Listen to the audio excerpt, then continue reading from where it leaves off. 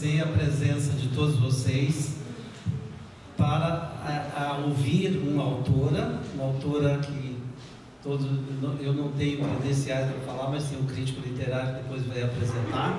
Mas eu queria falar um pouco para vocês qual é a ideia desse evento.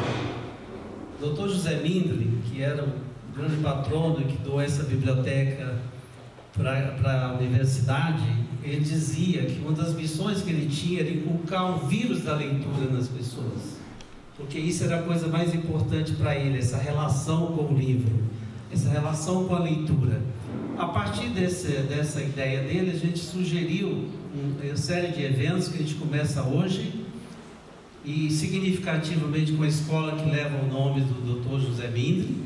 Então, para isso, a gente é uma grande honra, quer dizer, estar iniciando esse projeto com a Verônica, que a gente admira demais, e por isso ela está abrindo esse evento. Então, queria agradecer demais a vocês para isso, e que aproveitem essa oportunidade, quer dizer, de leituras, e um pouco para o que a gente pode fazer para melhorar o nível de leitura que a gente tem, de livro, consumo de livro, e conhecer, porque a gente sabe os autores, mas o que eles pensam, o que eles fazem, como é que eles se tornaram autores. Então nós queremos aproximar o criador do leitor, quer dizer, quem cria e vocês são os receptores. Eu sou apenas editor, eu sou o intermediário entre quem cria e vocês. O editor é essa função que tem de escolher os livros que vocês vão ler. Então é aqui uma profissão que às vezes vocês têm dúvidas de o que eu vou fazer. Uma boa profissão para quem gosta de livro é ser editor. Então eu sou o editor. Então, eu trabalho aqui na biblioteca, e essa é a primeira de uma série que a gente vai fazer. Então, muito bem-vindos. Eu ia apresentar primeiro a Verônica, mas vocês já aplaudiram mais uma vez. Por favor.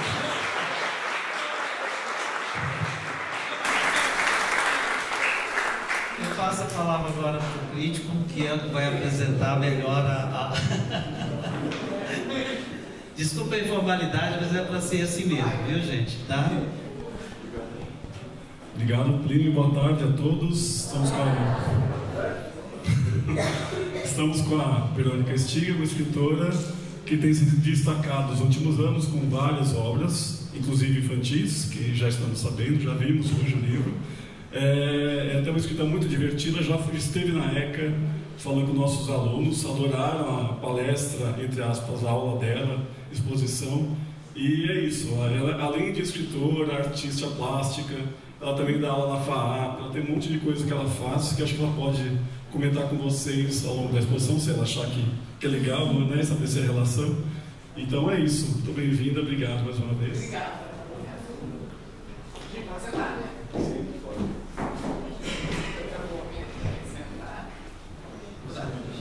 Enquanto eu tento me ajeitar, vou dar boa tarde a todos. Quero agradecer o convite do Plínio, do Jean-Pierre, para estar aqui, que para mim é uma alegria, né? Eu trouxe aqui alguns... Deixa eu só largar aqui. Não vai dar certo eu tentar falar e pegar meus livros. Mas o projeto veio, eu faço, né? Só deixa eu botar aqui. E eu já continuo. Agora estou feliz. Me organizei na mesa. E aqui.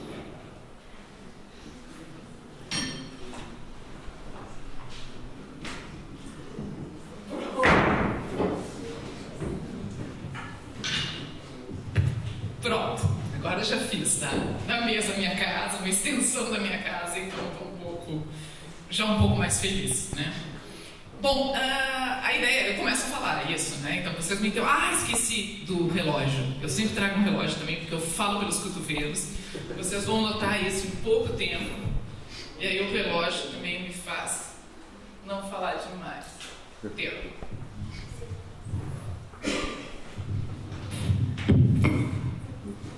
Bom, agora sim, agora estou pronta, né? Vamos adiante.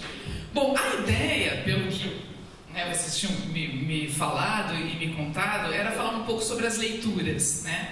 Então eu fiz até algumas anotações sobre como leitora, né? Exatamente, né? Então pensando um pouco tratar aqui, não sei se essa é a ideia, se não for me interrompa, porque eu falo sobre outra coisa, não tem problema nenhum, mas pensando aqui minha experiência como leitora, né? E eu acho ótimo até uma iniciativa como essa, porque eu não acredito porque eu acho que não existe um escritor que não seja também um bom leitor, né? E normalmente um leitor muito atento, né? E muito voraz, né? E um leitor que está sempre estudando, né? E o que eu quero dizer com que está sempre estudando?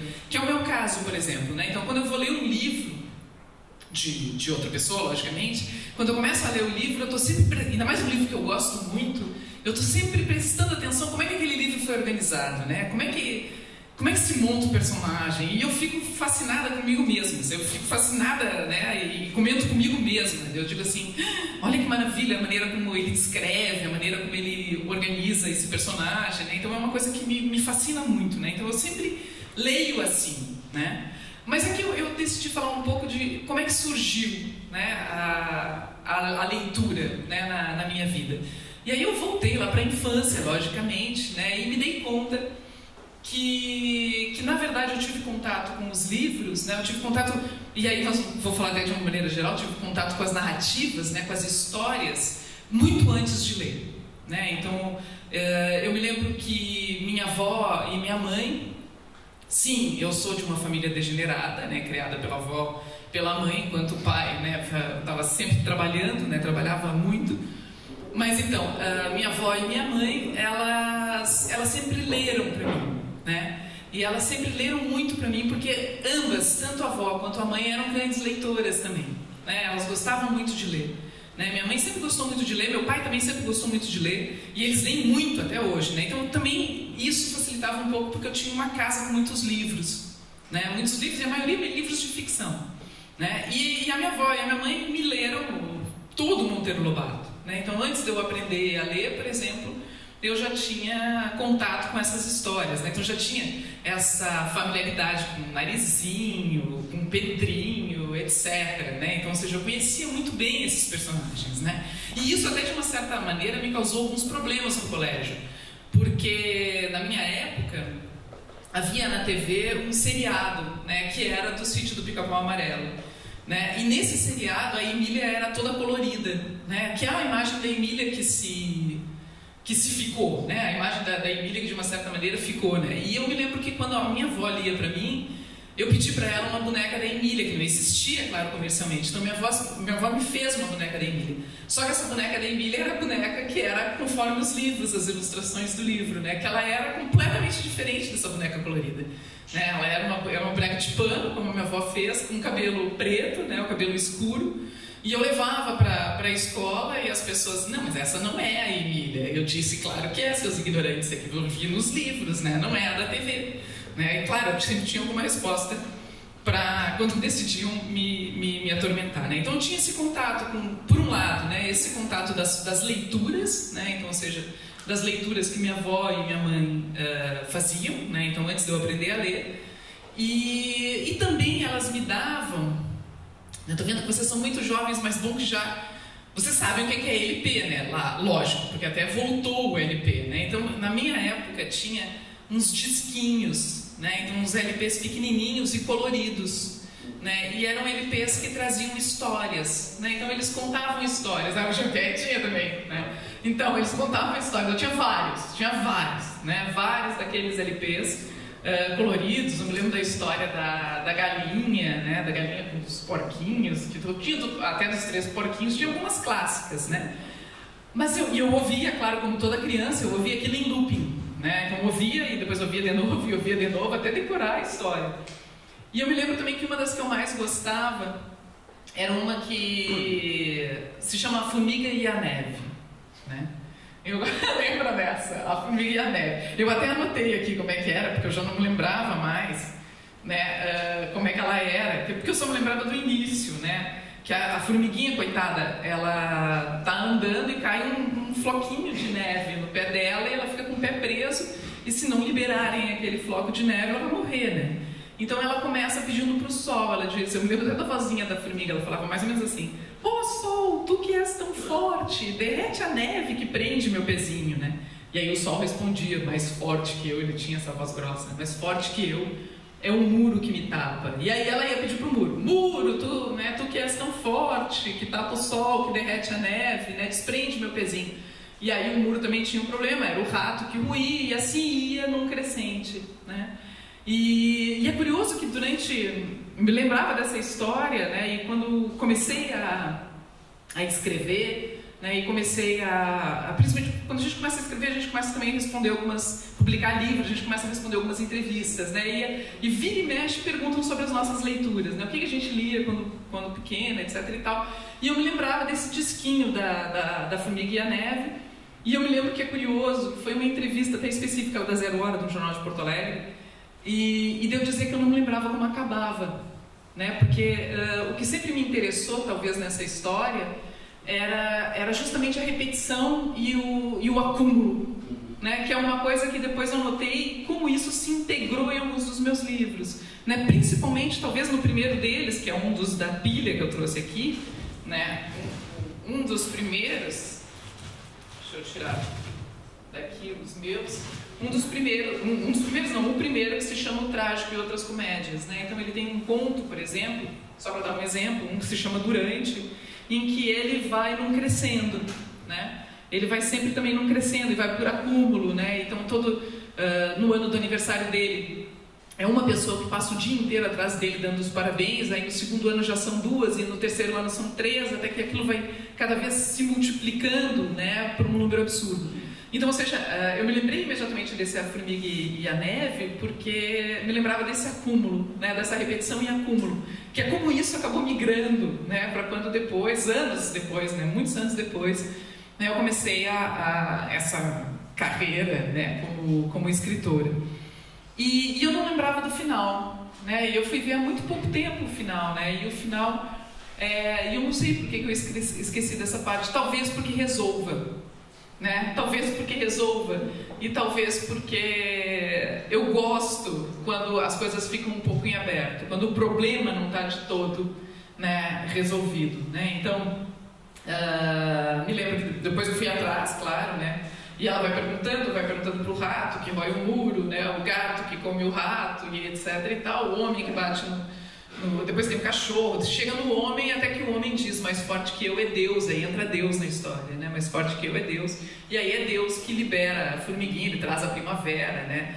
E talvez seja quase que literalmente um Deus ex machina, né? Eu acho que talvez por isso que eu não gosto muito disso. E esse expediente que eu estou me referindo é quando vem um personagem de fora da história, né? E resolve aquela ação, né? Eu queria que se resolvesse por ali mesmo, né? No campo terreno, talvez, né? Então talvez eu tenha esquecido disso, né? Mas nesse quando ele traz a primavera, mas também tem uma coisa interessante aí, que é também esse salto para um outro lugar, né? Quando sai do comezinho, né? Do comum, e vai para um outro lugar, né? Bom, então eu me lembrei dessas minhas, as primeiríssimas leituras eram essas, né? Então, que não eram leituras, na verdade, né? Era eu como ouvinte, né, ouvindo minha avó e minha mãe. Depois eu continuei as leituras do Monteiro Lobato, né, que aí sim, porque havia livros que a minha mãe e a minha avó diziam: não, tu é muito pequena para ler esse livro ainda, né, e esses livros eram O Minotauro e Os 12 Trabalhos de Hércules, né, que no fim das contas tiveram, que eu li depois, né, li quando eu aprendi a ler, e é curioso que foi, de uma certa forma, a minha incursão dentro da mitologia grega, né, então isso foi importantíssimo para mim, né? Tanto que a minha tese de doutorado, porque eu tenho uma vida paralela, né? Não só como escritora, mas também como pesquisadora, né? E quando a gente faz mestrado, doutorado, nós temos que apresentar isso que é chamado de tese, né? E quando eu fiz minha tese, que é sobre a relação entre arte, mito e rito, né? Eu dedico justamente a tese à minha mãe e à minha avó, que foi quem, no fim das contas, me apresentou, né, essas histórias do Monteiro Lobato, que eu acho que foi o início desse interesse, de uma certa forma, pela mitologia, né? E aí, a partir dali, também eu comecei a enveredar por esse caminho, por um lado, né, esse interesse grande por mitologia, graças ao seu Monteiro Lobato, e por outro lado, né, aí, claro, já nunca li, tirando os livros do Monteiro Lobato, eu não gostava de ler livro infantil, né? Talvez por me achar muito adulta, né, e achar que não quero ler livro infantil. Eu gostava de ler livro que era livro de adulto, né? Então aí eu comecei a ler o quê? Não podia ser também qualquer livro de adulto, né? Eu me lembro de ler Psicose, claro, que aí eu me lembro de ver o Psicose na estante e perguntar: mãe, eu posso ler? Eu sempre perguntava, né? Posso ler esse livro? Minha mãe sempre me deixou ler o que eu quisesse. Claro, ela disse, né? Então eu li Psicose, mas é legal. Mas o que eu realmente gostei de ler numa determinada fase da minha vida eram os livros policiais, né? E aí eu li muito. E aí eu li toda a Agatha Christie, li todos eles, né? Agora não me lembro dos nomes. Raymond Chandler, todos. Simenon, etc, né? P.D. James, etc, né? Li vários livros policiais. E aí desses, também destaco alguns que foram importantes para mim, né? Por exemplo, aí já na adolescência, me lembro muito claramente, muito vivamente, eu já tinha lido alguns da Agatha Christie quando caiu na minha mão um que se chama O Assassinato de Roger Ackroyd, né? Aviso que eu vou contar o final, né? Porque é imprescindível para o que eu vou falar logo em seguida, né? E por que esse me chamou a atenção?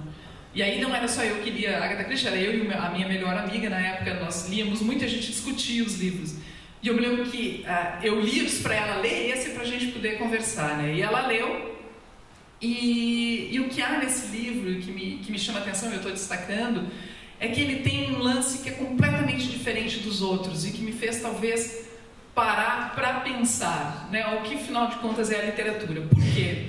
Porque o livro é todo narrado em primeira pessoa, né? O livro esse, Os Assassinatos de Roger Ackroyd, ele é narrado em primeira pessoa, ele é um livro policial, né? E nós estamos acostumados. Como é que funcionam os livros policiais, né? Então há um crime, né? Tanto que dá nervoso, porque na verdade começa o livro e a gente já fica pensando: qual desses será que vai morrer? Porque a gente sabe que tem que morrer pelo menos uma pessoa, né? Para que a ação comece e aconteça, né? Então primeiro a gente já fica pensando quem é que vai morrer, né? Esse a gente já sabia que era o Roger Ackroyd, né? Não ia ter jeito, em algum momento o Roger Ackroyd ia ter que morrer. Mas não era só isso. Então, ou seja, nós estamos sempre pensando no livro policial quem é que vai morrer e depois de que maneira. Sempre há um detetive, ou uma detetive, né, em que vai ir atrás das pistas para chegar ao assassino, né? Esse é o encaminhamento, o grande encaminhamento desses livros, né? E normalmente a gente vê isso de fora.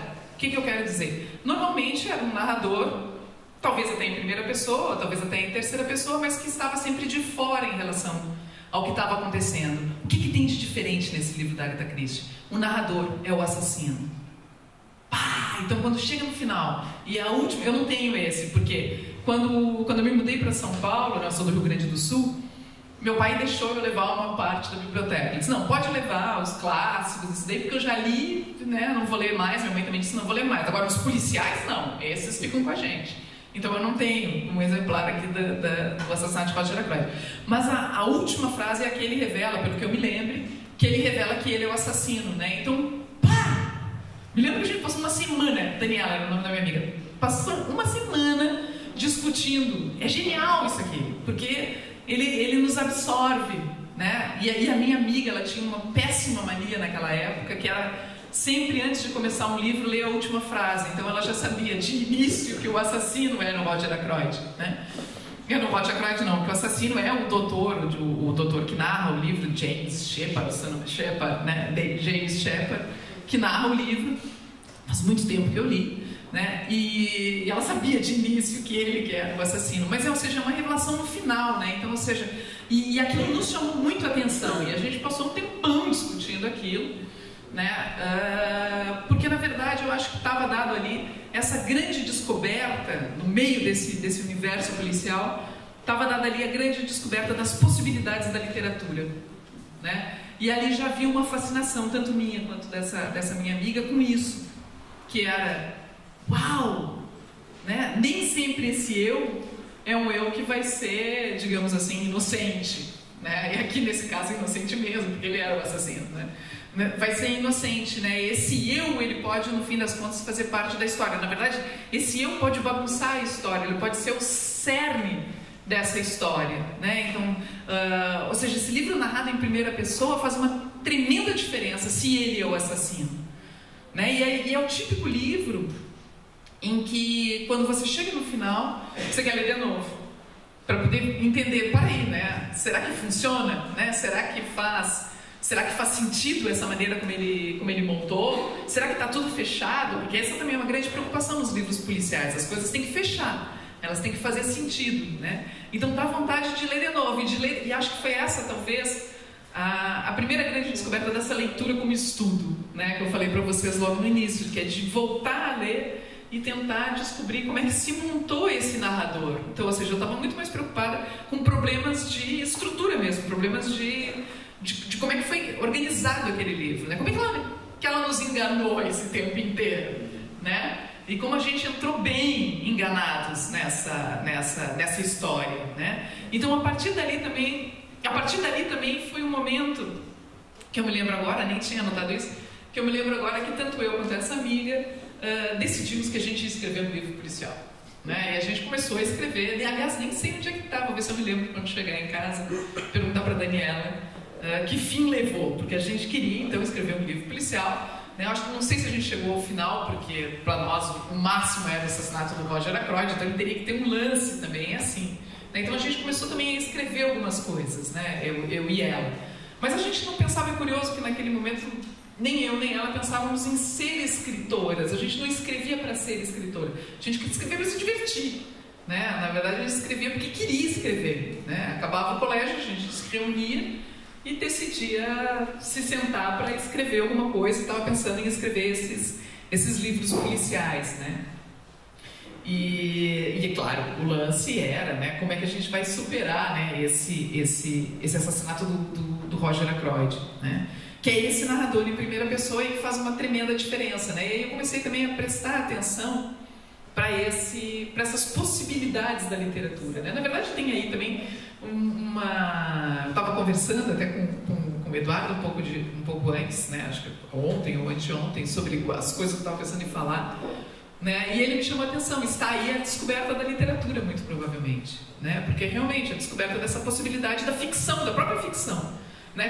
Por quê? Porque quando a gente nota que aquele eu não é um eu que conheci de um autor, né? É um eu outro, é um eu que está fingindo pra gente, então ele está não só fingindo que é um personagem, nesse caso específico o Dr. James Shepard, mas ele ainda por cima está fingindo que é um narrador sem comprometimento, né? E não é o caso, um narrador que estaria vendo de fora, quase como se fosse, né, um narrador onisciente, e não é um narrador absolutamente comprometido com a história, né? Então isso para mim era fascinante. E aí logo em seguida eu me lembro, porque a Agatha Christie é uma escritora inglesa, e ela tinha a mania, né, de botar como epígrafe dos livros, muitos dos livros dela têm epígrafe, né? Então, ou seja, aquela citaçãozinha inicial de algum autor, e ela tinha a mania de citar um tal de William Shakespeare, né? E eu disse, tenho que ler esse cara, né? Ele parece muito bom, né? Eu cheguei pro meu pai, eu era, imagina, dava uns 10, 11 anos, quando eu começo a ler Agatha Christie, e já tinha chamado a atenção disso, e eu pergunto pro meu pai, a gente tem esse Shakespeare em casa? Nem sei se eu pronunciei certo, né? E ele se assustou, e ele disse, temos, mas não é para a tua idade. Para quê? Não se diz isso para uma criança. Ainda mais uma criança implicante. Claro que eu fui na estante atrás do Shakespeare, né? Então tinha que ler. E não sei se eu entendi naquele momento, mas já li, né, li várias vezes, e um dos livros que eu li infinitas vezes foi o Hamlet, né? E a descoberta na estante, na verdade, a descoberta do Shakespeare me levou a uma descoberta que claro eu não trouxe todos, começou a ficar pesado, eu desisti de trazer todos os meus livros da biblioteca. Me levou à descoberta dessa coleção que meu pai tinha toda, uma coleção da Abril Cultural de teatro, né? Que ele também tinha coleção de clássicos, né? Que também é publicada pela Abril Cultural, acho que na década de 70 isso, né? E ele tinha todos, e tinha o Teatro Vivo, que foi no Teatro Vivo em que eu li o Shakespeare, e aí eu descobri os outros também, né? E aí descobri esse rapaz aqui, que você já deve ter ouvido falar, Sófocles, né? Que foi outra paixão, né? Inicial, e vocês vão entender por que eu estou trazendo aqui, né? Com esse livro chamado Édipo Rei, né? E o Édipo, sobre o Édipo nós já tínhamos ouvido falar, né? Eu acho que todos aqui em algum momento já ouviram falar do Édipo, até porque virou essa figura que saiu da literatura, né? Vai para a psicanálise, é um personagem que acabou ganhando uma vida para além, né? E como vocês veem, eu trouxe meu livro todo marcado para vocês verem que realmente são livros importantes, não só numa determinada fase da minha vida, mas eles continuam, né? Tanto que estão todos com um papelzinho aqui, o Édipo não sei o quê, o Édipo diante de não sei o quê, fala não sei o quê. E o Édipo, embora seja uma peça de teatro, né? E o que significa isso? Ser uma peça de teatro não há um narrador, né? Embora, claro, na Grécia Antiga nós temos essa figura do coro que de uma certa forma, né, faz um pouco essa narração, né? Ele não tem um narrador, mas ele é uma peça que já me chamou a atenção, porque como eu disse para vocês, eu já estava, que eu deixei em aberto, né? Mas eu já estava interessado em mitologia grega, né? Em função, graças ao Monteiro Lobato, já estava interessado em mitologia grega. Então, nesse interesse que também me levou a algumas outras leituras, eu já conhecia de uma certa forma o mito do Édipo, né? Que aqui, só para refrescar refrescar um pouco a memória de vocês, né? O que o mito conta é Laios vai consultar um oráculo, né? A mulher dele está grávida, Jocasta, a mulher dele está grávida, e aí ele vai consultar um oráculo para saber do futuro dele, né? Hoje a gente faz isso no Google, né? E tem mais ou menos o mesmo resultado, né? E aí ele vai no oráculo e o oráculo diz para ele, olha, né? O teu filho vai te matar, né? Ele vai te matar e melhor dar um jeito nessa criança. Não sei se o oráculo chegava a dizer isso, mas ele achou que era melhor dar um jeito naquela criança, né? Então ele entrega o filho para sacrifício, ele entrega o filho para ser morto, né? Não é nem sacrifício, sacrifício aqui é modo de falar. Ele entrega o filho para um pastor para que esse pastor mate o filho dele. Só que o pastor fica com pena, imagina um bebê, coitado, né? Fica com pena e acaba não matando o Édipo, né? Um outro encontra o Édipo num monte e leva para o pai dele adotivo, que eu esqueci o nome. É com P, daqui a pouco eu me lembro. E aí leva o Édipo, né, para esse outro casal, que era um casal sem filhos e que cria aquele bebê, né? E aí depois de um tempo, o Édipo já adulto, está num jantar, aí chega aqueles amigos da família, né? E o amigo da família, aqueles amigos mal-humorados da família, meio mau caráter, né? Que chega e diz assim, né? Você é um bastardo. E aí ele fica muito triste com aquilo, vai consultar um oráculo, logicamente, para saber, né, se ele é um bastardo ou não é um bastardo. E o oráculo diz para ele, você vai matar, aqui o seu destino é muito claro, você vai matar o seu pai. E aí ele, com medo, para ele o único pai que existia era o adotivo, aquele negócio de bastardo ele não leva a sério, até porque o pai diz para ele que é bobagem, né? Então para ele, como o único pai que para ele existia era aquele que era adotivo, ele foge da cidade, foge de Corinto, né? E vai em direção a Tebas. No caminho ele encontra quem? O pai biológico. Ele não sabe que é o pai biológico, eles brigam e ele mata o pai, e aí vai a Tebas, chega a Tebas, livra a Tebas do monstro, né, a esfinge, e casa com a mãe. Tem 4 filhos com a mãe, babado é forte. Eu indico a leitura, é muito bom, é melhor que a novela das... Foi uma novela da Globo, aliás, mas eles acabaram com tudo esse negócio de casar com a mãe, ter filhos, isso daí eles cortaram, né? Então o Sófocles continua melhor.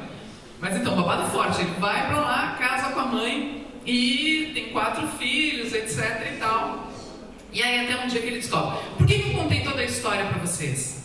Né? Para deixar claro, esse é o mito do Édipo, né? E o que é fascinante no Sófocles? O que é fascinante no Sófocles é que ele não faz que nem eu fiz, que é chato para burro, contar a história desde o início, né? Não se faz isso. É uma coisa que eu aprendi com o Sófocles. Ele entra no momento eletrizante.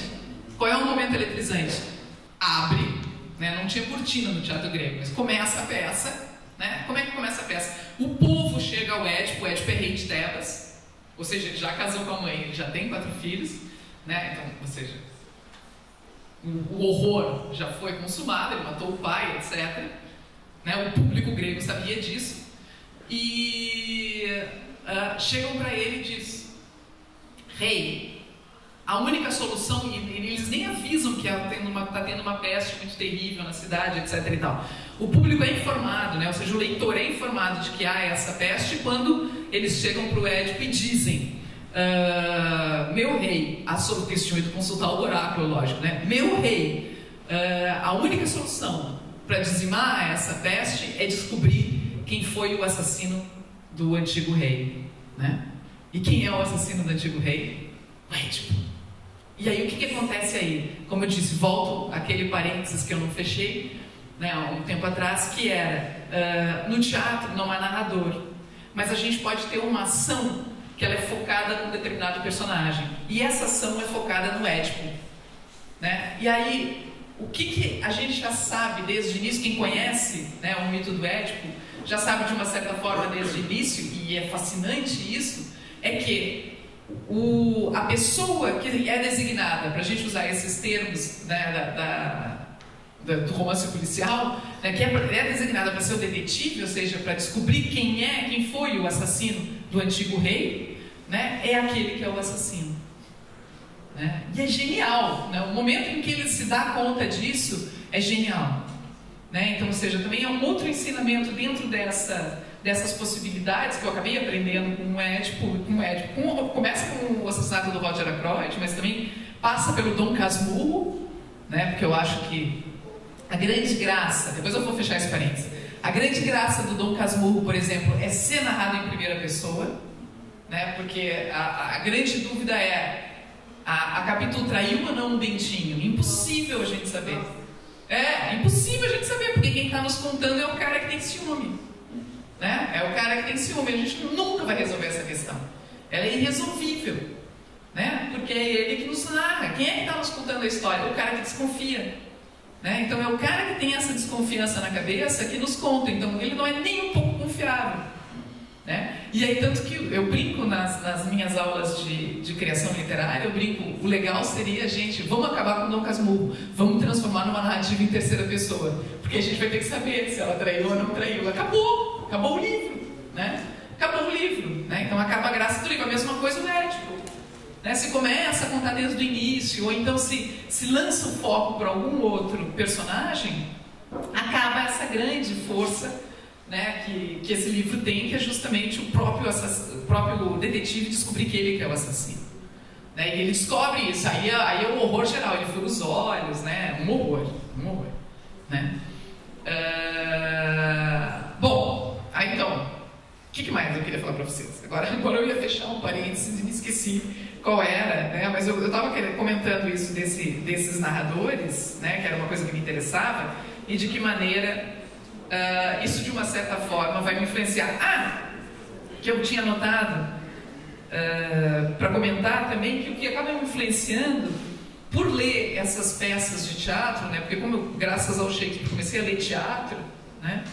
E gostar de ler teatro, que não tem narrador, eu me lembro, não sei na escola de vocês como é que é, mas na minha tinha as aulas de artes, né? E aí tinha que pintar, desenhar, essas coisas. Eu não era boa nisso, né? Eu nunca soube pintar direito, desenhar direito, nada, né?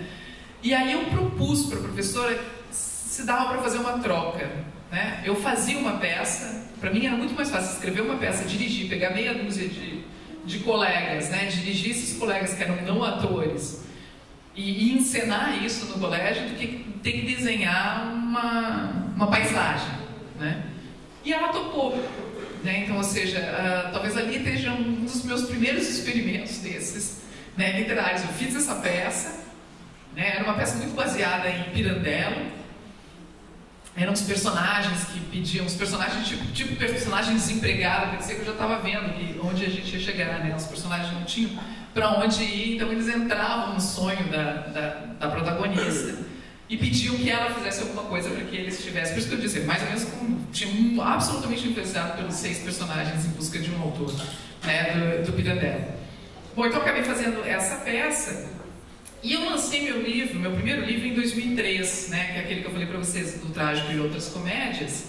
E eu me lembro, acabei de comentar com vocês que quando a gente começa a lançar livro, começa a responder perguntas. Claro, vou dar um aviso só rapidinho. O Pedro está passando para vocês uns papeluchos aí, para vocês fazerem perguntas para Verônica depois. A gente vai ler aqui na frente, pode ser? Só para vocês irem continuando ouvindo. Desculpa, Verônica. Não, imagina, já estou falando demais. Daqui a pouco eu vou parar de falar, só vou mostrar.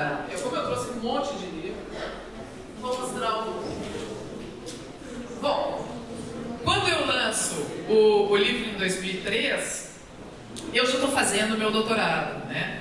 E como eu disse para vocês, quando a gente lança o primeiro livro, a gente começa a responder em entrevista. No primeiro livro não são muitas, né? Eu lembro que uma das primeiras entrevistas que eu respondi era dos meus próprios editores, né? Para poder fazer a divulgação do livro, né? E eu me lembro que sempre passa pela pergunta de o que te influencia, né?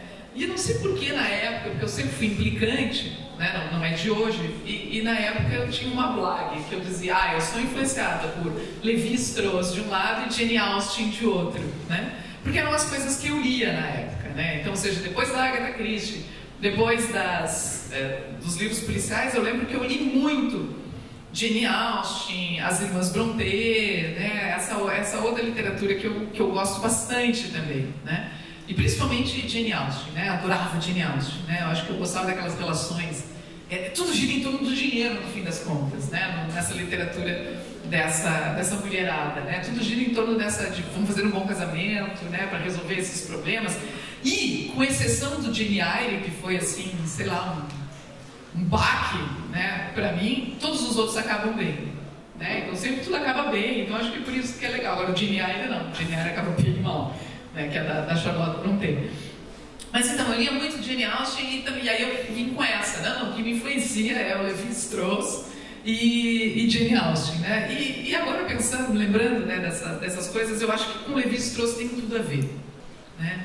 E principalmente um livro como esse, O Cru e o Cozido, né? Que eu li muito para minha tese de doutorado, ou seja, para as pesquisas que eu desenvolvia na época, né? E não tanto pela parte teórica mesmo, né? Ou seja, da estruturação, de mostrar como todas as variações pertencem ao mito, né? Etc. e tal, mas principalmente pelos relatos míticos que ele introduz no texto, né? Então, ou seja, aqueles relatos dos Boróros. Tinha um que eu adoro, não sei se eu vou achar aqui, estou com uns papeizinhos, eu tinha marcado, mas eu não sei se eu vou conseguir achar, não é esse.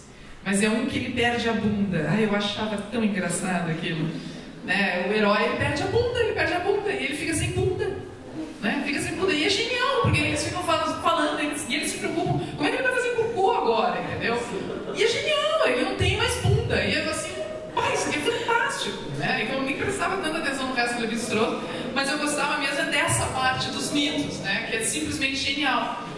E aí isso eu acho que influenciou muito depois os meus textos, né? Porque eu acho que até em função do meu primeiro livro, eu acho que uma das marcas que ficam muito claras nesse primeiro livro é justamente trabalhar com um certo estranhamento, né? Trabalhar com aquilo que a gente pode chamar daquilo que foge a uma normalidade, né? Normalidade entre aspas, porque é aquilo que a gente inventa que é normal, né? Mas é que não necessariamente seja, né? Então tem muitos personagens que tem um pouco disso, né? Eles não chegam a perder a bunda, né? Como no caso dos Bororo, mas sei lá, tem um personagem que, por exemplo, quando chega perto de uma pessoa estranha, uma parte do corpo dele cresce, né? Então essa era uma das coisas que eu achava engraçado, eu achava divertido trabalhar naquele momento, né? Ou o próprio Durante, que eu citei para vocês, que tem uma multidão dando parabéns para ele a cada ano, né? E aquilo para ele se torna um pesadelo, né? Ou uma outra personagem que vai morar no próprio umbigo, né? Etc. Então eu acho que um pouco eu tentei mostrar aqui, eu vou até abrir para perguntas, tentei mostrar aqui um pouco como é que se deu essa formação como leitora, mas também pensando de que maneira eu me aproveitei disso, né, quando comecei a publicar livro. Mas acho que eu já falei demais, vou deixar agora vocês perguntarem. Bom, tem uma pergunta aqui. Quem tiver perguntas, levante a mão que o Pedro vai correndo pegar. Tem umas perguntas. Vou fazer a primeira pergunta para a Verônica. Verônica, em seus livros, a senhora gosta de deixar o final em aberto para o leitor imaginar um fim? Sim, eu gosto. Não totalmente aberto, né? Mas, quer dizer, não, tem alguns que são bem abertos, né?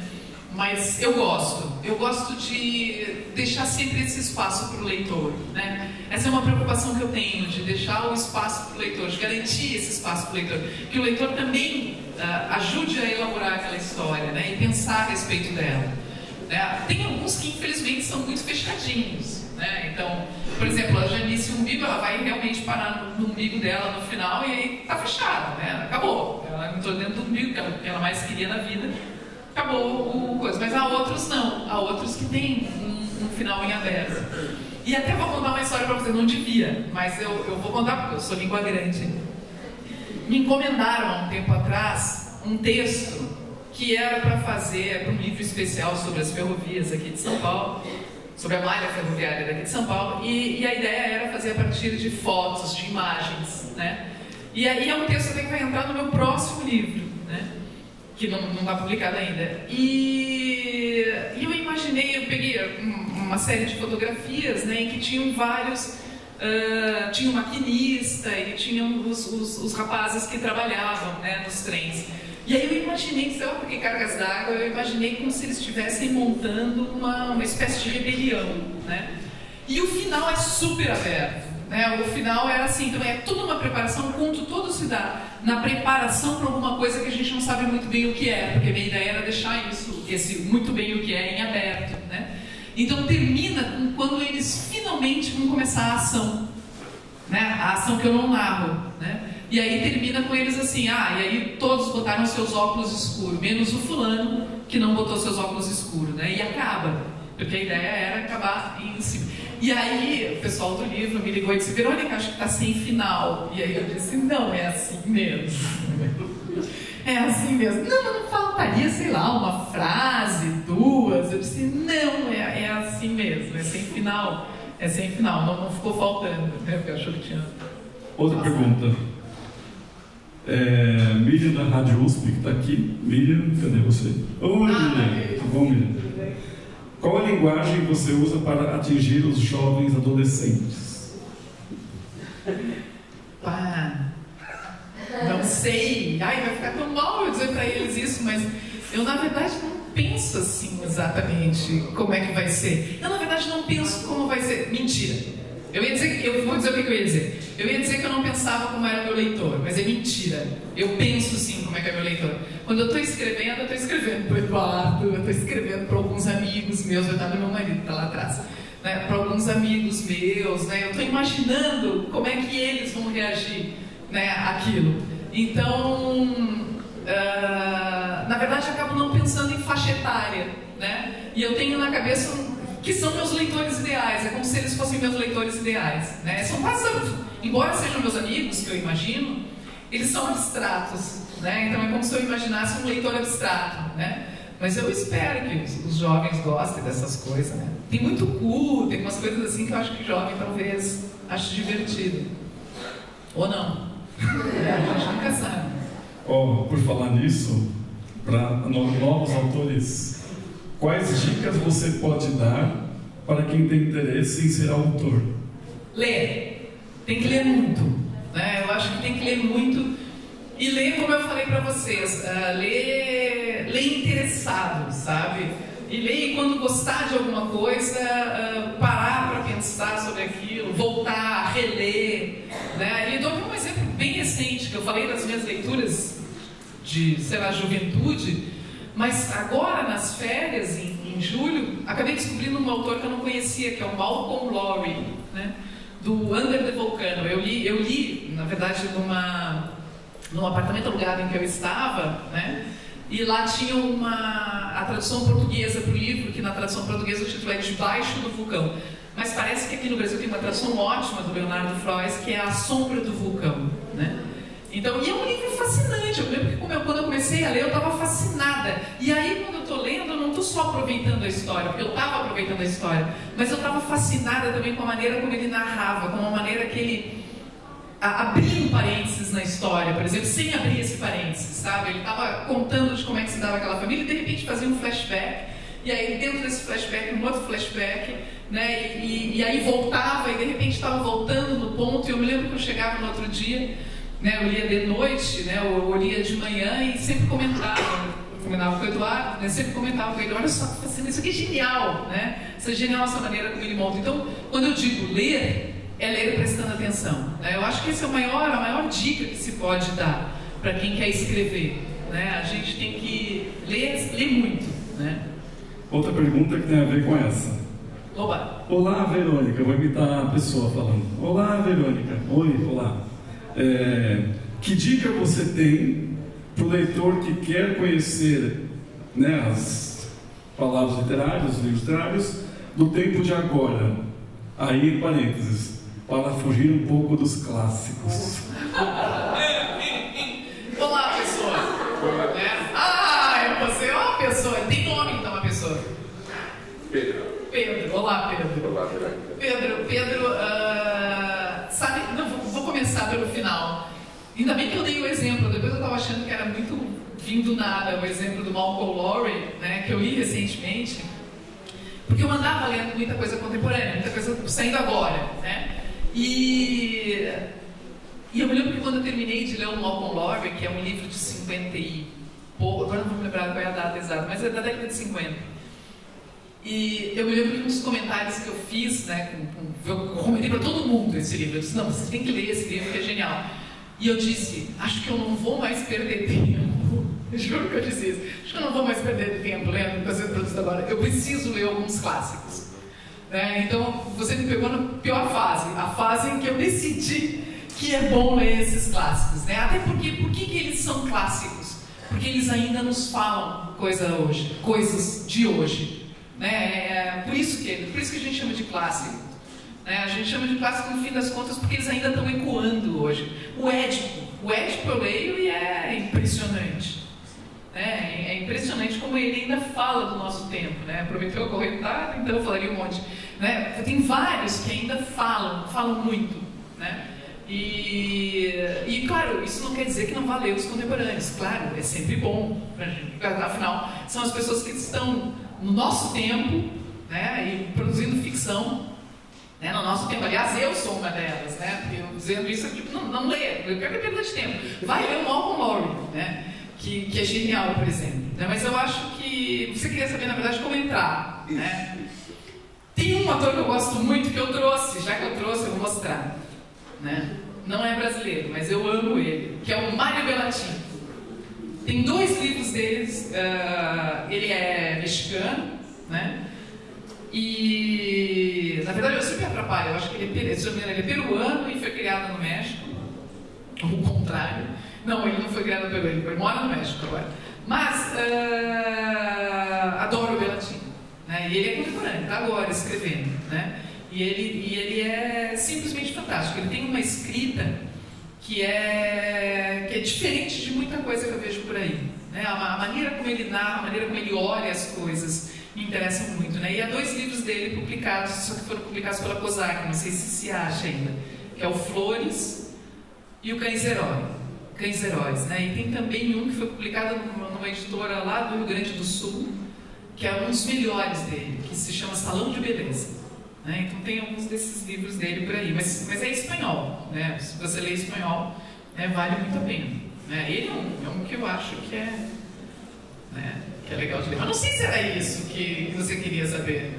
Não, né? Eu sou um desastre. Eu nasci no mesmo dia do Brizola, né? E eu respondo a pergunta igual ao Brizola, ou seja, eu só respondo o que me dá na telha, né? Mas se quiser refazer a pergunta, não tem problema nenhum. Você quer uma pergunta boa? Tem uma pergunta que você vai ler o Brizola também, quer ver? Desde o lançamento do seu primeiro livro até hoje, qual foi o seu maior desafio como escritora? Maior desafio como escritora? Acho que falar para uma plateia grande, assim, de jovens. Não sei, deixa eu pensar. Acho que o maior desafio para um escritor, sem brincadeira, acho que o maior desafio para um escritor é não se repetir. O que eu quero dizer com isso? Tipo, o meu primeiro livro, como eu falei para vocês, ele tinha essa pegada de pensar no estranhamento, né, nesses personagens que são quase absurdos, etc. e tal. O que eu quero dizer? Eu acho que o maior desafio é, eu vou fazer um segundo livro. Né? Eu não vou repetir uma fórmula, né? Vamos tentar sempre fazer uma coisa diferente. Eu acho que o grande desafio é tentar sempre se reinventar, né, a cada livro, se reinventar, na verdade, a cada texto. Claro, essa é a minha pretensão, me reinventar a cada texto. Claro que é difícil, é um absurdo de difícil. Né? E tentar não se conformar com algo que você acha que funcionou, entendeu? Tipo, para tal livro, tal coisa funcionou. Né? Então, sempre tentar se reinventar mesmo, acho que essa que é a palavra. Acho que tem a ver com eu ser implicante. Claro. Ah, sim. Não, eu não disse que você é implicante. Não, eu estou dizendo. Em questão aos seus livros publicados, qual o público que você pretende atingir? Acho que tem a ver com a pergunta da Miriam, né? Da Miriam. E quais as dicas que você dá para quem quer começar nessa área? Então, é mais ou menos essa uma preocupação essa com... preocupação de escrever. Eu quero sempre atingir o maior público possível, né? O maior número de gente, né?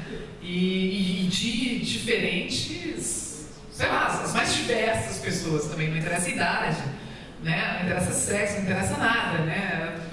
Atingir do mais jovem ao mais velho. Aliás, uma das minhas alegrias é que, volta e meia, isso é super comum, amigos meus vêm dizer: minha mãe pegou teu livro e ela está amando, já passou para as amigas, etc. Então eu gosto disso, entendeu? De que aquele livro vá passando e vai para uma pessoa que a gente não imagina, a mãe da fulana, né, de tal. Acho legal, vai roubar, mas acho legal. E a outra eu já me esqueci, lembrei. Qual é a dica, né, para começar? Quando eu comecei, havia muitas revistas literárias, né, que foi onde eu comecei a publicar. Me lembro que eu comecei a publicar em Porto Alegre, né, e depois eu mandei texto para uma revista que se chamava Ficções, né, que era ligada a 7 letras. Aliás, o que me faz publicar, na verdade, é eu ter mandado para um blog, não era blog, era uma revista mesmo, uma revista eletrônica, né, um site português chamado Cyberquiosque, para lá que eu mandei 4 contos, né, através de um amigo, e eles acabaram gostando e me pediram um livro, né? Então, ou seja, foi meio também mandando para essas revistas que acabou o livro sendo publicado, né? Então, na minha época, tinha muitas revistas literárias em que a gente podia publicar esses originais. Hoje, há muitos, também há ainda, né? Mas há muitos prêmios, muitos concursos, e eu acho que é uma boa entrada, né, mandar para esses concursos. Tem concursos não só de contos, sei lá, de 1 conto, 2 contos, ou concursos de poemas, mas tem concursos também para originais, né, para livros inteiros. Então eu acho que é uma boa entrada, né, nesse universo, né. 2 perguntas em uma, daí tem um monte aqui, tá vendo que tá dando... qual o livro te definiria? Essa é uma pergunta. Um livro que me definiria? Calma que tem a segunda. O que você espera da literatura futura?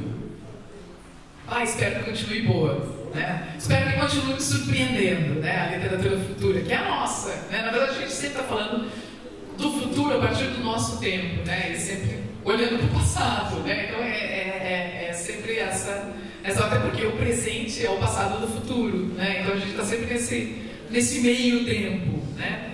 Então a gente também está pensando como é que vai ser a literatura do futuro, pensando a partir de agora, né? Por isso que eu estava brincando olhando para o Pedro, que me perguntou da contemporânea, pensando a partir de agora, né? Do que está sendo de melhor feito, né?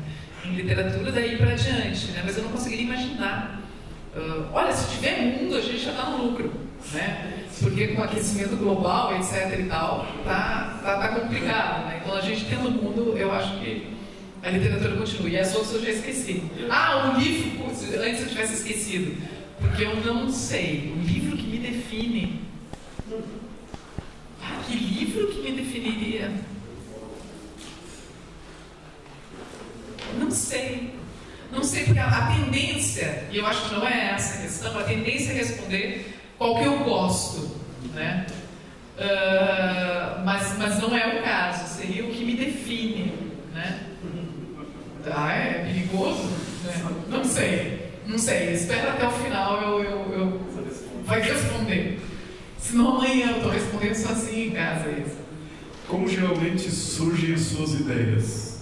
Surge de muita coisa, né? Surge de muita coisa que eu vi na rua, história que me contaram, né? Não podem me contar nada, porque eu espalho, né? Eu já pensei, até confesso para vocês, em fazer formação e virar psicanalista para ter várias histórias, né? Mas aí eu descobri que eu não vou poder contar, então não adianta nada, né? Mas eu me aproprio de tudo, né? Então eu estou sempre atenta a tudo.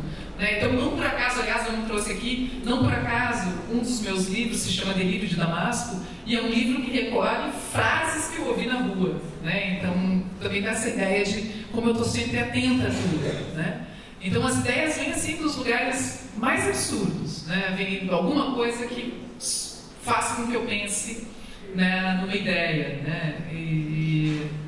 Por exemplo, eu posso dar um exemplo. No Gran Cabaré Demencial, o último texto, que é uma peça de teatro, se chama Tristeza e Isidoro, ela na verdade, a ideia de base dela, que é um casal que sofre um acidente, o carro capota, mas fica de lado, e eles também, né, termina o acidente, eles também, mas eles acabam se quebrando completamente, tentando sair do carro, né? E essa foi uma história que foi contada por um amigo, né, numa mesa de bar. E claro, quando um começa a contar a história de acidente que é engraçada, todos os outros contam a história de acidentes que são engraçadas, né? E aí todas essas histórias estão de uma certa forma dentro desse livro, né? Então só para dar desse texto, né? Então só para dar um exemplo.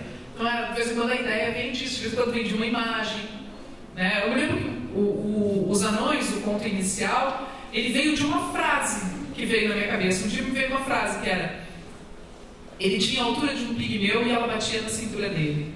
Eu disse, vou escrever essa história, né? Então, a partir dessa descrição inicial, eu começo a pensar que a história pode preencher isso, né? Então, vem de tudo quando é lugar. Pessoal, só lembrando, a gente vai até mais ou menos 4h25, para vocês terem um horário da pessoa que tem ônibus, etc. também. Então, tem várias perguntas para a Verônica ainda. Eu não sei, eu vou tentar fazer todas. Né? Temos 5 ou 6 ainda. Essa é muito boa, eu acho. Todas são boas, mas essa eu acho assim. Como você vê o espaço da mulher e a representatividade da mulher na literatura brasileira hoje? Olha, eu gosto sempre de lembrar que dentro da literatura brasileira a mulher não está mal. Se a gente lembrar que um dos principais escritores, né, não só brasileiros, vamos lá, em língua portuguesa, é uma mulher, que é a Clarice Lispector. Né? Eu acho que ninguém duvida disso. Né? É uma das maiores, um dos maiores. Reparem que eu estou botando no masculino, para também não botar entre as mulheres, como se fosse só entre as mulheres. Não, é entre esse universo de mulheres e homens escrevendo, a Clarice Lispector é um dos maiores escritores. Né? Então, o Brasil, curiosamente, que é um país machista, ninguém vai negar isso, né? Que é um país machista, mas, por outro lado, ele tem esse pequeno detalhe, que um dos principais escritores é uma mulher, que é a Clarice. Daí nós poderíamos citar várias outras, a própria Hilda Hilst, que foi homenageada, né, a Ana Cristina César, as várias mulheres que, de uma certa forma, chamam a atenção. E acho que cada vez mais se tem mais espaço, né, para a mulher. A gente vê muito mais, né? E não só mulher, porque acho que teve nos últimos anos, agora, reformulando o que eu ia falar, eu acho, não sei se tem a ver com a pergunta que o Pedro fez, eu fiquei meio assim de não ter respondido, que principalmente nos grandes anos de euforia, né, aqui no Brasil, ou seja, volta-se aí uns 10 anos, né, nós tivemos uma grande publicação, um grande número de publicações de autores jovens, né, de autores jovens brasileiros. Então, até grandes editoras, como a Companhia das Letras, publicou um monte de autor jovem, e autor iniciante, né? Então, e dentro desse contingente havia também, claro, havia tanto homens quanto mulheres, né? Então a gente teve um boom, de uma maneira geral, para os jovens, né? E acho que cada vez tem mais espaço para todo mundo, na verdade. Pergunta boa, você vai gostar dessa. É que estou achando engraçada a formulação da pergunta. Quais são os seus top 5 livros? Top 5. Gostei, vai, é difícil, porque obviamente eu vou esquecer, mas eu começaria com o Édipo, que está aqui, né, o Édipo Rei. Pelo menos um da Clarice. Agora não sei. Se eu escolho A Paixão, segundo GH, ou A Hora da Estrela. A Hora da Estrela é legal também. Não sei, os dois, empatados, né? Então, o Édipo Rei, empatada, Clarice, né? A Paixão, segundo GH, e A Hora da Estrela. Eu botaria o Cru e o Cozido junto. que mais? Ai, ficou pouco. Ficções do Borges. Putz, só tem mais um. Tem que pensar bem. Hoje já deu bom, está soprando Machado. Mas eu botaria o Malcolm Lowry, lógico, né? O Under do Vulcano. Uma pergunta que o Pedro gostaria de ouvir a resposta, eu acho. Quais são as maiores dificuldades ao lidar com editores? Olha, eu tive sorte, né? Eu tive sorte. Todos os meus editores eram muito queridos, né? E muita paciência, porque eu gosto que quem for folhear meus livros, né? Tem lá na livraria, eu fiquei até feliz, porque uns foram reeditados e eu não tinha visto ainda. Mas, fechando parênteses, quem for folhear meus livros vai notar que tem sempre um projeto gráfico ali por trás, né? Porque eu não penso o meu livro só o texto, né? Quando eu estou pensando num livro, eu não estou pensando só o texto, né? Para mim um livro não é só o texto.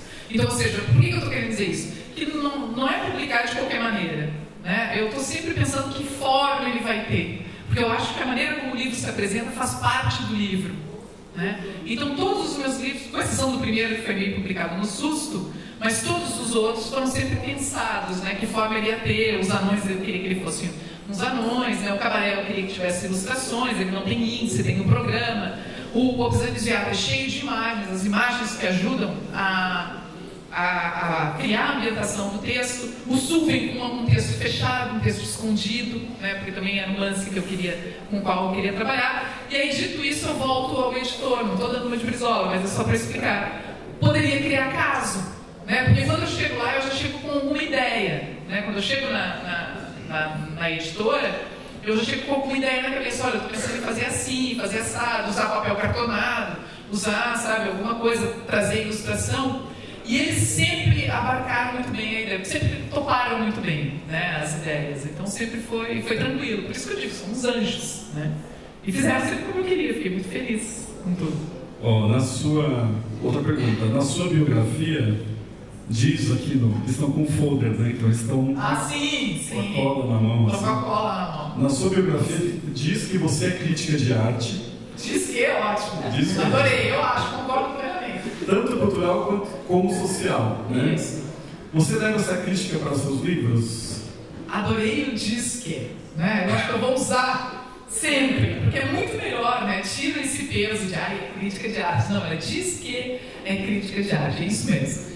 E claro, né, respondendo a questão, claro, eu acho que tem tudo a ver. Acho que é inevitável, né, fazer migrar para o campo da literatura as minhas experiências como crítica de arte, como pesquisadora pesquisadora dentro da área da teoria e crítica da arte, né, como curadora de exposição, né, não há como não fazer migrar esses estudos para dentro da literatura, né? Eu aqui, por exemplo, naquela apresentação de como é que a leitura de uma certa forma me influenciou, eu deixei de fora todos os artistas plásticos que me influenciaram, porque não era tanto essa questão, né? Porque teriam vários que eu poderia trazer, né? Então eu acho que não tem como não fazer migrar de lá para cá, assim como da literatura para a crítica de arte, né? Eu também noto em alguns textos que eu publiquei que há muito de uma certa fabulação, de uma certa narratividade que vem dessa minha experiência como escritora, né? Então não tem como não ser promíscuo, né, nessas duas áreas.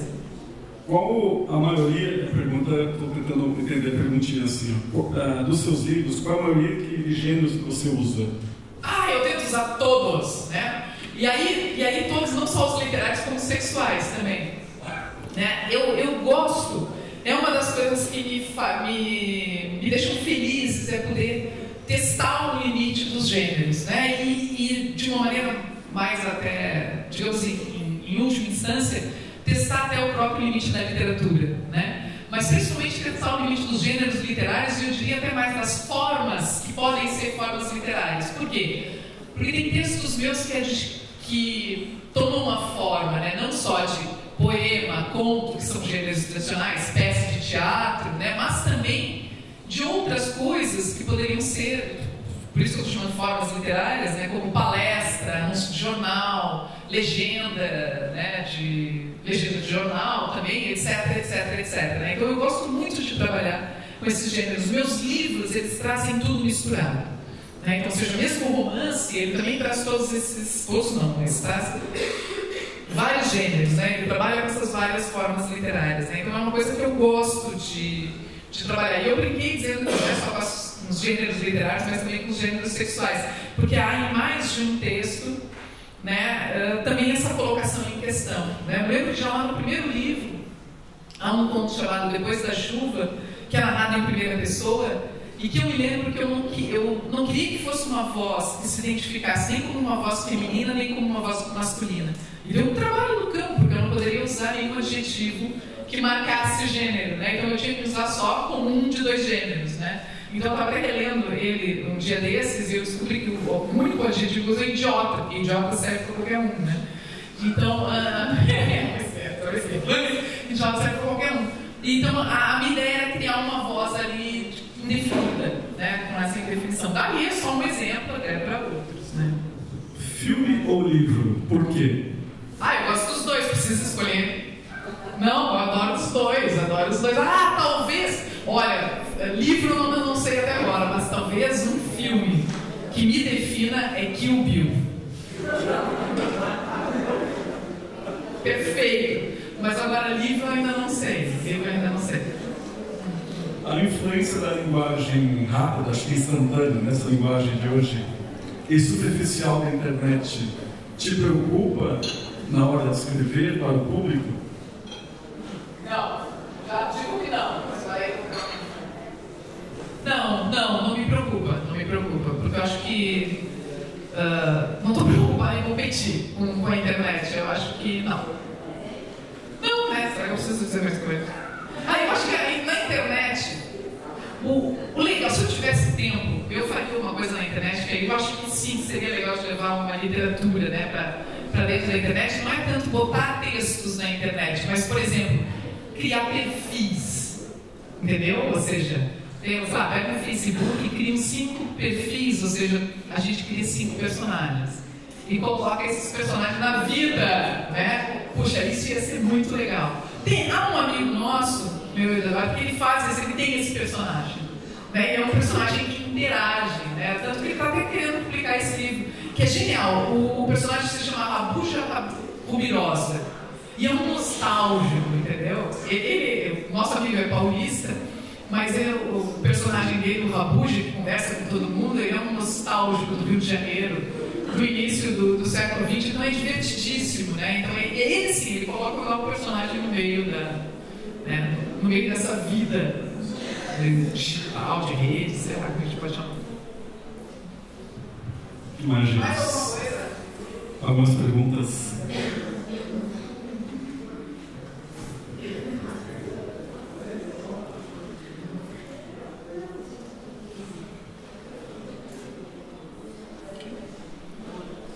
Você quer falar um pouquinho? Palavra para o livro. A gente não acabou ainda não, mas eu queria só convidar para vir aqui para dar uma palavra a pessoa que colaborou muito com isso, que é o professor da escola que trouxe vocês, e o Rodrigo Lindley, que vem aqui falar um pouco para vocês dessa relação e dessa empatia, dessa simpatia que apresentou coisa tão legal para a gente. E só também fazer um comercial. Os livros dela estão aqui. Eu não sei se você gostaria de falar sobre qualquer um sobre eles.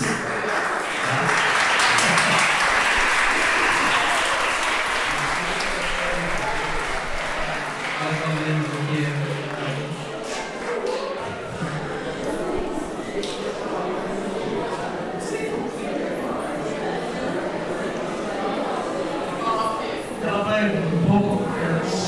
Breve de cada livro para vocês entenderem. Tem inclusive o infantil e tem a narrativa, as outras todas. Eu acho que é importante vocês conhecerem.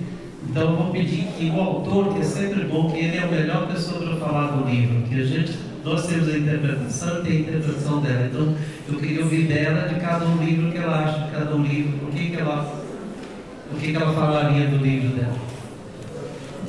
Tentarei ser breve. Quer falar alguma coisa, Rodrigo? Então, tentarei ser breve, sobre cada um. Vou falar dos que estão aqui, né? O primeiro eu já falei de uma certa forma, né? Que é o traje que está em um congresso. Esse aqui trágico e outras comédias, né? Aquele que eu falei para vocês, que tem sempre esse estranhamento, né? De uma certa forma. Que alguma coisa sempre foge a uma normalidade, né? Então era aquilo que mais me chamava a atenção naquele momento do trágico. No Gran Cabaré também vai ter isso, né? Também vai ter, de uma certa forma, isso, né? Por exemplo, o livro abre com um texto que se chama Domitila, né? E esse veio, vocês me perguntaram onde vem as coisas, né? Esse veio de uma rima imbecil que veio na minha cabeça um dia, que era Domitila se mutila, né? E o texto é isso, né? Ela é um passeio de carro com namorada, em forma de relatório, e ela vai ao longo do passeio se mutilando, né? Então ela perde um braço, perde os dedos, né? Posso ler se vocês quiserem depois, né? E essas coisas assim comezinhas da vida, né? Que acontece todo dia. Mas começa também a me chamar a atenção, nesse segundo momento, quando eu escrevo o Gran Cabaré inicial, começa a me chamar a atenção aqueles momentos em que a realidade parece irreal, né? Então, eu vou ler. Esse aqui é bem pequenininho. Vou ler para vocês. Não é o Domitila. O Domitila é maior. Vai demorar para ler. Mas esse aqui, Mário Michel. Por exemplo, esse texto, e também responde de uma certa forma de onde eu tirei, é de uma notícia de jornal. Se chama Na Escada Rolante, né? E foi de uma época em que eu fiz uma parte do doutorado fora do país, na Itália. O fato se deu na escada rolante de uma das 3 estações de metrô com acesso à ferrovia. O casal suíço, de meia idade, que passava pela primeira vez o verão do Valpaese, acabara de visitar o túmulo de Shelley. Ela, de bermuda rosa e viseira laranja de plástico, grisalha, 1,74 m e bastante fornida, desceu na frente. Ele, de bermuda floreada até o joelho, boné escuro da Nike, calvo, 1,82 m, aposentado e nem tão fornido, retardou-se um tanto porque avistara numa banca de revistas próxima à escada rolante um calendário com fotos do antigo ditador local, em meio àqueles de mulher pelada. Distraído, especulando sobre se o ditador estaria nu ou vestido, e se nu, sobre quem compraria tal mercadoria, não viu ou ouviu o momento em que sua esposa começou a ser tragada pela escada rolante. Os funcionários daquela estação tinham, há pouco, desmontado a escada para a limpeza e tornado a montá-la, mas não a parafusaram direito dos degraus. Quando a suíça fornida pisou na escada, o degrau cedeu e suas pernas afundaram. O seu corpo foi paulatinamente mascado pelas engrenagens. Nem mesmo o marido soube informar se foi o irritante barulho dos ossos sendo quebrados ou os gritos aterrorizados dos passantes que o despertaram do seu encafifamento. Quando ele se deu conta de que perdia a mulher, restava a ela inteiro somente um braço e a mão correspondente, que, dedos abertos, tremelicavam no ar. Na dúvida se aquilo era um último aceno, um pedido de socorro ou um espasmo de dor, o marido, otimista, acenou-lhe de volta.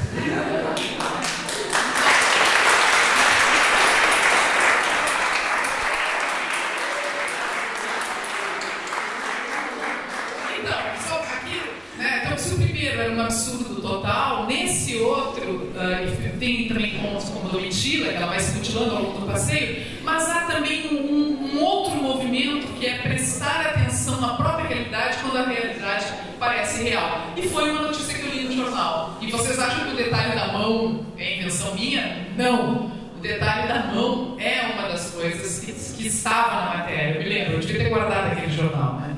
Claro que o marido será de volta e já era demais, né?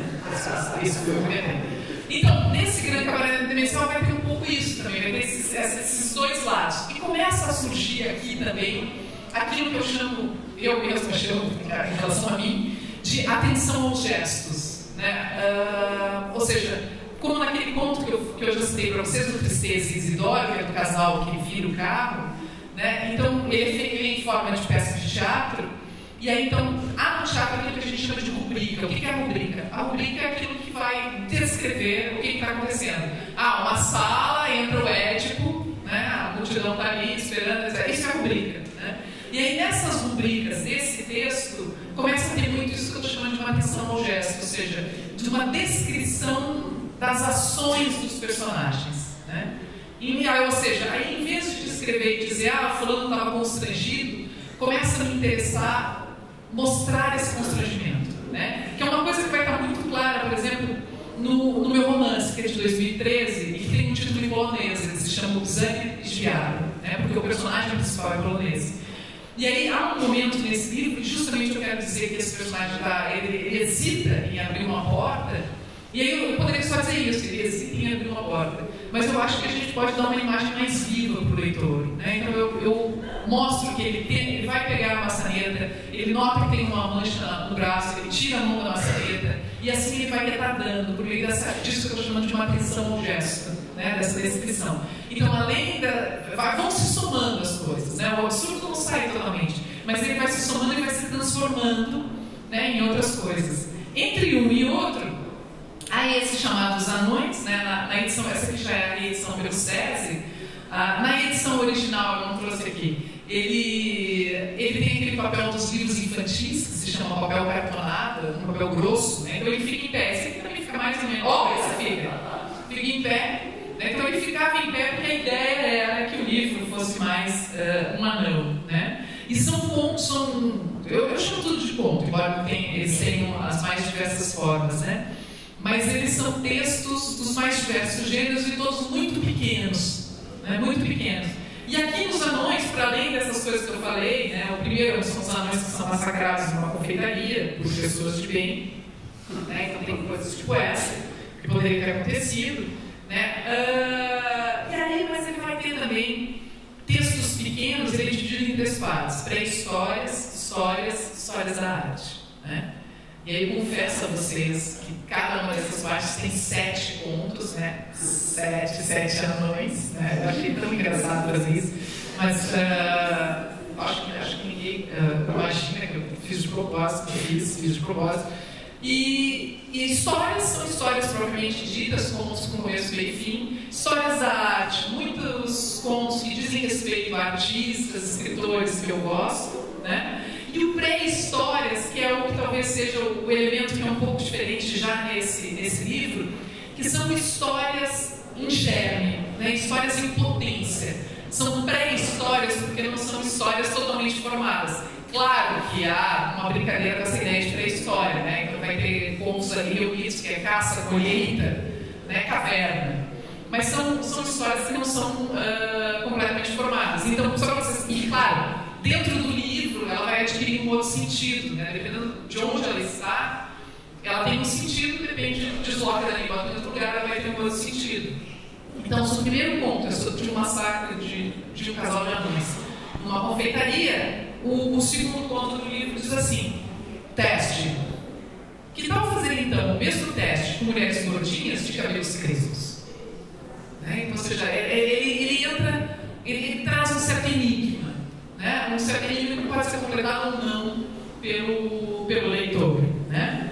Então, os anões têm um pouco disso. O Ubzanie i Świat é um romance, né? Como eu disse para vocês, ele se passa às vésperas da Segunda Guerra Mundial. A história é muito simples, né?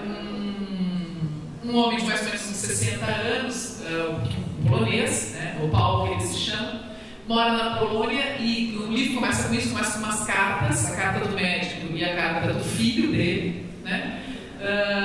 E o que essa carta revela, né? Na verdade, o filho diz que está muito doente e que gostaria de conhecê-lo, né? Então, por essa carta a gente sabe que ele acaba descobrindo que tem um filho no Brasil, e esse filho está muito doente, e o filho quer que ele volte, né? E aí, então, todo o livro depois disso é a viagem de volta do Opal para o Brasil, né? Então, ele também é tratado em episódios, a viagem dele da Polônia até Hamburgo de trem, depois de Hamburgo até a Amazônia, porque não é qualquer lugar do Brasil, né? Na Amazônia, que o filho está de navio, né? E aí, no meio do caminho, ele vai encontrando uma série de personagens. Logo no início da viagem, ele encontra o Bob, né? Que é um dos personagens que eu mais gosto. Eu acho ele divertido, embora o Bob seja quase insuportável, mas eu acho ele divertido, né? E que é um personagem que, de repente, ele é o Bob, um dia desse eu estava pensando, o pior que não sei porque eu fui falar isso, talvez vocês não lembrem. Se não me engano, na Turma da Mônica,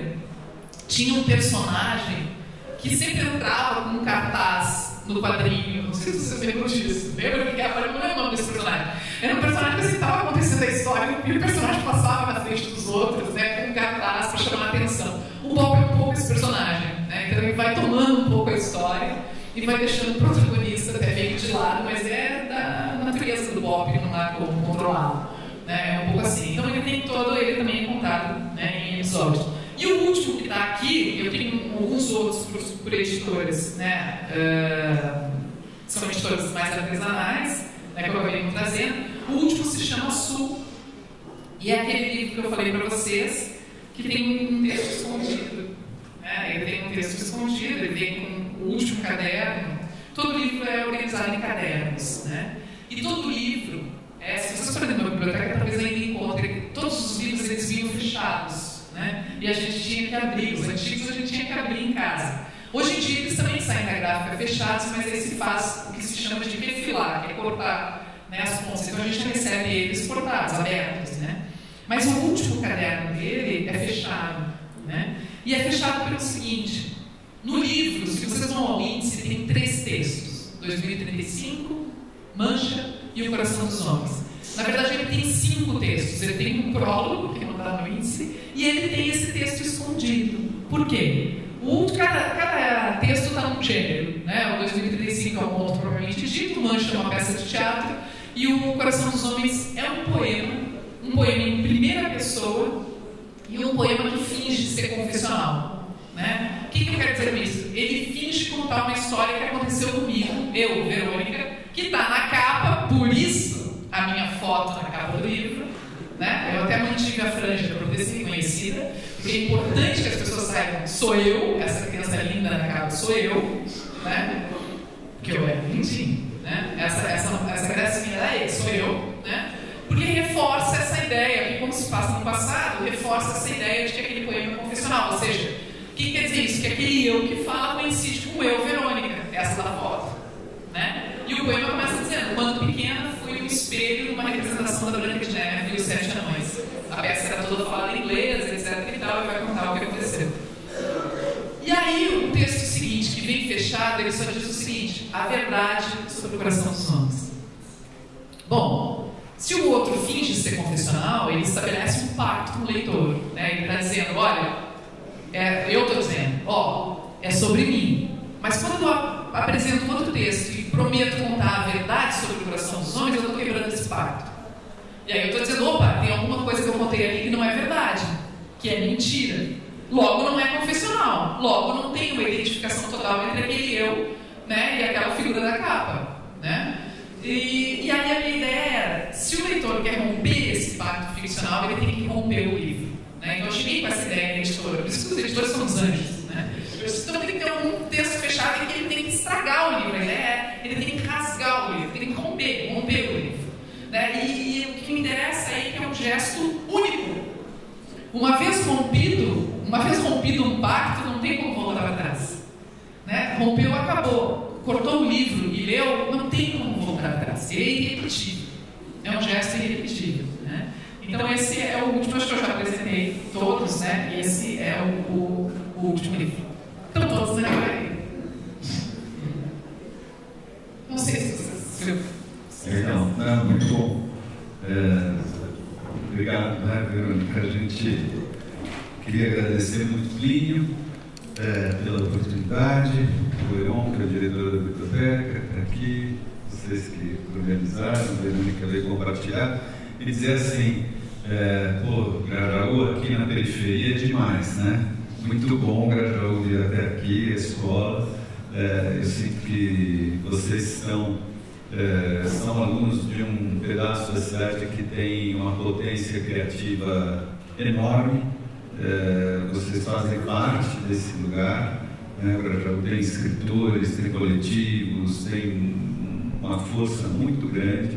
A gente trabalhou durante 13 anos para criar esse espaço aqui que é a biblioteca, construir o prédio, trazer o acervo para vocês virem, né? Para todos virem. Esse é um espaço público, aberto, que tem como sentido trazer à luz a ideia de que ler é uma forma de conquistar cidadania, é uma forma de ser livre e é uma forma, inclusive, de poder escrever, como disse a Verônica, né? Poder vir a escrever ou poder vir a fazer qualquer coisa, e que vocês são capazes de fazer isso. Dizer também que eu estou, enfim, aqui, a escola veio através desse programa que chama Adoção Afetiva da Secretaria Estadual de Educação, então, que é o instituto que eu dirijo, que é o Instituto Brasiliano, que nasceu aqui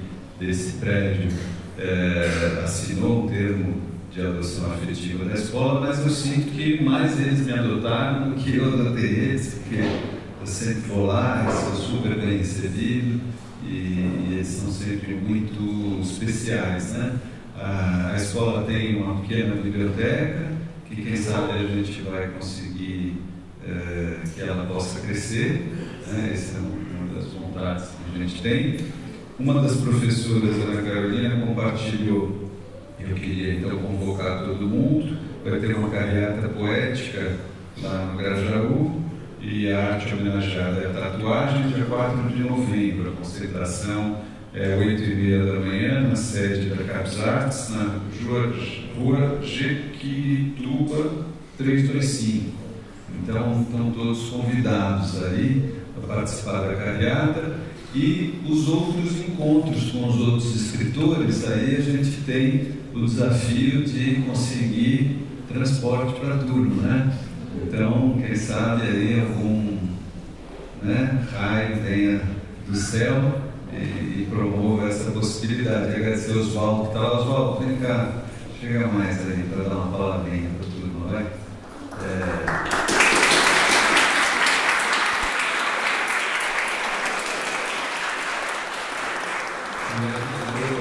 Organizar essa vinda aí.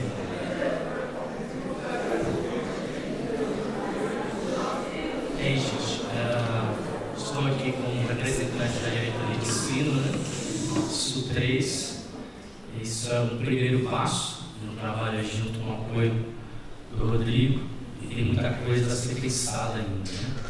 Sobretudo fazer esse link da cultura, os espaços outrora talvez esquecidos, né?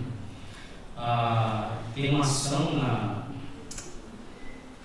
nossa escola, que eu falo nossa, que eu também faço parte, do antigo Parque Novo Grajaú, que agora é José Felipe, e junto com a Plan International, né? É isso. E vai ser uma ação muito legal, vai ser no seio da escola mesmo, e vai envolver bastante os alunos.